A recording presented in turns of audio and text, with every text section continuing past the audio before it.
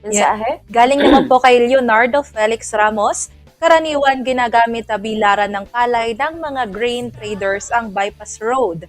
Bagamat nakakatulong pero delikado ito sa mga bypassers at maging sa mga sasakyang nagdaraan dito. Mas malamang na maging sanhi ng sakuna, itigil na before it's too late. Yan. Patungkol? Yan po ay tungkol po sa mas mahigpit po na pagpapatupad ng batas tungkol nga po dito sa Gimba Bypass Road na karamihan nga daw po ay ginagamit po ito na pagbilaran po ng palay sa mga nagja-jogging.